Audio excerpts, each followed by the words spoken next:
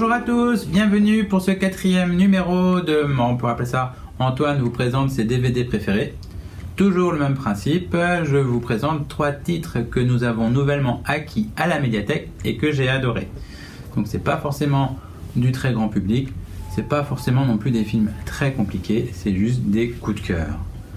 La période cinéma actuelle, le cinéma reprenant doucement son souffle, il y aura donc des titres un petit peu anciens, un film français de 2019 à peu près, un film japonais d'horreur pour changer un petit peu, et la grosse nouveauté aussi, là, c'est que je vais vous conseiller une série télévisée.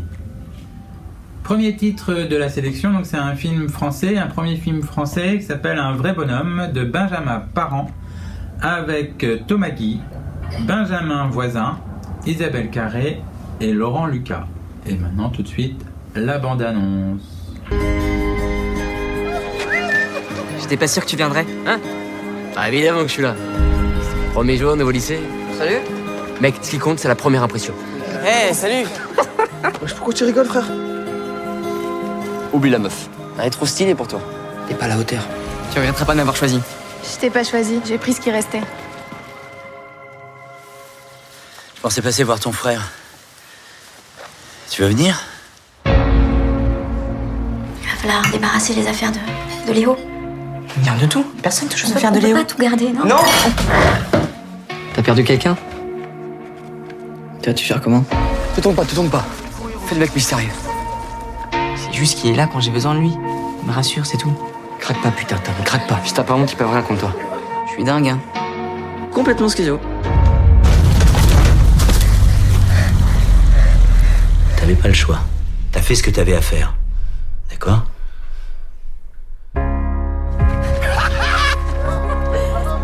Cool et détendu. Léo, il est avec toi là? Ah bah t'as si toi t'es dingue quoi. Tom, personne ne remplacera jamais Léo. Il sera toujours mon fils, ton grand frère. Toujours.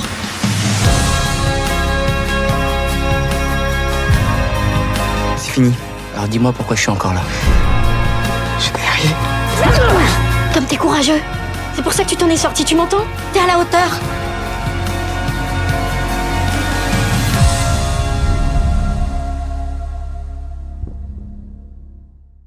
La bande-annonce dit sans dire le film, et je vais devoir faire un peu pareil, donc je vais pas forcément vous faire un résumé. On voit, donc on tombe dans une chronique, une film de chronique adolescente, donc on suit le pas à pas un jeune collégien qui rentre dans un nouveau collège, donc avec les difficultés qu'on a tous connues, hein, savoir se faire des amis, avoir des sentiments pour des personnes mais c'est pas forcément réciproque. Enfin bref, trouver sa place dans une société qui n'est pas forcément accueillante, qui peut être aussi hostile, mais quand on apprend à connaître les gens, tout va mieux. Voilà à peu près comment on peut résumer ça, et c'est quelque chose d'universel. Donc on suit ce jeune homme, et derrière ce jeune homme, ce collégien, il y a son grand frère. Et son grand frère qui a une influence qui est assez néfaste pour lui, pour son rapport à la société. Et dans ce cadre familial, il y a aussi les 2 parents qu'on suit un petit peu en retrait, et qu'on voit eux comment ils continuent à vivre malgré un événement assez compliqué qui leur est à tous arrivé. Donc cet événement arrive assez vite dans le film, et ensuite donc on est assez captivé par comment ça se passe.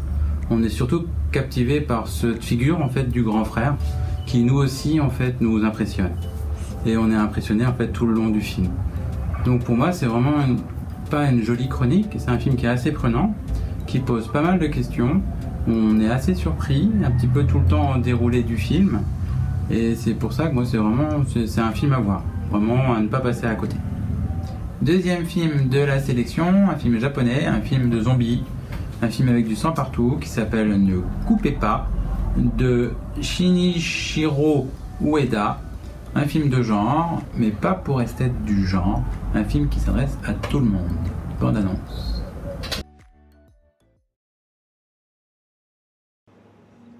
ゾンビもので生中継でワンカットやっていただけますか？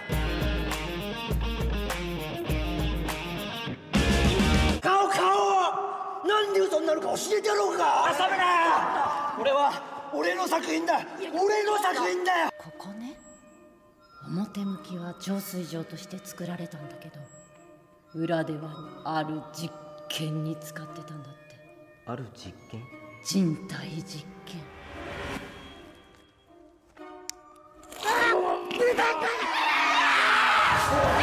撮影は続ける。カメラは止めない。この噂が本当だったなんて。最高かよ、おい。血はもう巻き終わった。死の呪文を唱えると、それは蘇る。それ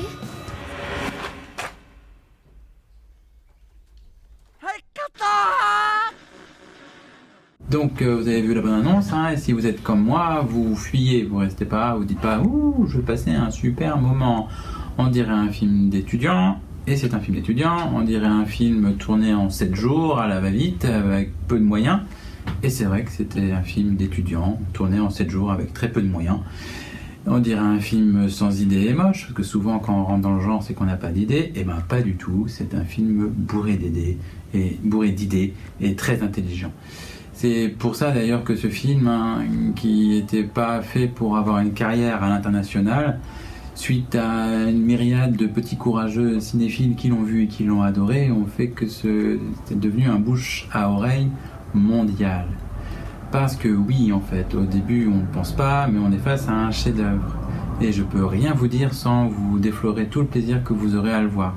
Il y aura un plaisir qui arrivera à la fin du premier tiers, un plaisir qui arrivera encore plus fort à la fin du deuxième tiers, puis à la fin du film, et même dans le générique final. Alors que c'est un film qui dure à peu près 1h20. Je vous en dis pas plus. Prenez votre courage à deux mains, prenez-le, regardez-le.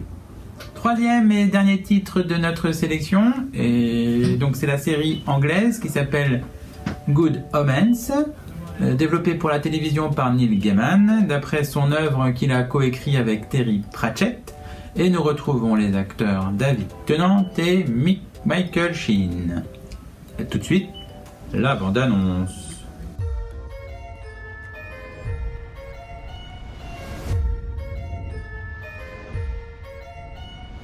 Moi, je suis un ange. Toi, tu es un démon. Nous sommes des ennemis héréditaires. Retire-toi, vil démon infernal, créature des abysses. Après toi. Plus que quelques jours avant l'apocalypse et on a perdu l'antéchrist. On n'a pas le choix, on doit travailler ensemble. Nous n'avons absolument rien en commun. Je ne t'apprécie même pas. Mais tu m'adores. Si on met pas la main sur ce gamin, ce sera pas la guerre qui en finit avec toutes les guerres, ce sera celle qui en finit avec tout ce qu'il y a sur Terre. Adam, où est-ce que tu vas? À la fin du monde. C'est pas loin. La Terre ne va pas prendre fin toute seule. Les 4 cavaliers de l'apocalypse vont bientôt être invoqués. Guerre, pollution, famine, mort. Qui était chargé de les invoquer? C'est pas franchement mon rayon. La fin du monde va commencer ici. Y a pas de tornade en Angleterre! Aujourd'hui, ici! Le gamin va obtenir ses pouvoirs. J'en ai sûr. Tu crois que je te mentirais? Bah oui, évidemment, tu es un démon, c'est dans ta nature.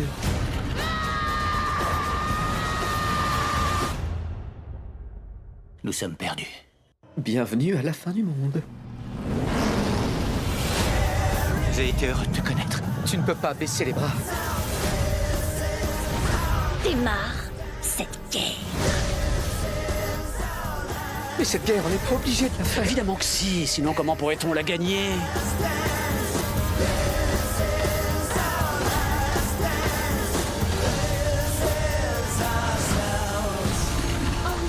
C'est l'ultime bataille entre le ciel et l'enfer. À ce monde. À ce monde.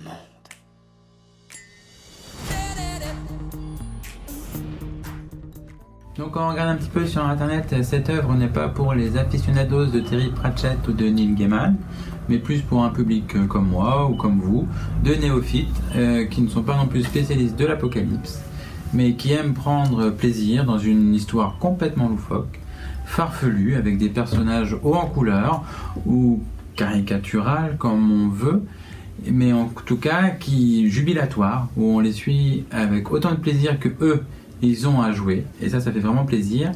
Donc l'histoire, grosso modo, c'est que il est décidé l'apocalypse. Dieu et le ciel et l'enfer ont décidé l'apocalypse. Pour ça, ils doivent être aidés par il y a un démon et un ange qui doivent s'en occuper. Mais voilà, ces deux personnages, en fait, eux de se détester et d'aimer la terre, ils ont commencé à l'apprécier. Et donc ils mettent tout en œuvre pour œuvrer dans l'ombre à ce que ça ne se passe pas. Et j'avoue, moi non plus, j'ai pas forcément envie de l'apocalypse. Donc il y a énormément de personnages, énormément de codes à déchiffrer aussi par rapport à la culture populaire. Donc c'est un plaisir qu'on prend très très vite. C'est 6 épisodes et pas plus. Bon là j'ai appris qu'ils voulaient faire une deuxième saison, mais moi je trouve pas ça obligé. Je trouve que c'est bien comme ça. Le plaisir que j'ai eu au début était tellement fort que j'ai commencé à freiner, à me dire que un épisode par semaine, comme à la belle époque, c'était très bien. Pas obligé de tout regarder d'un coup, mais de goûter son plaisir comme ça, au goutte à goutte. Donc je vous le conseille fortement. Et voilà, c'est la fin de ce nouvel épisode. J'espère que les 3 titres vous plairont. Et maintenant, je vous dis à bientôt à la médiathèque avec votre passe sanitaire.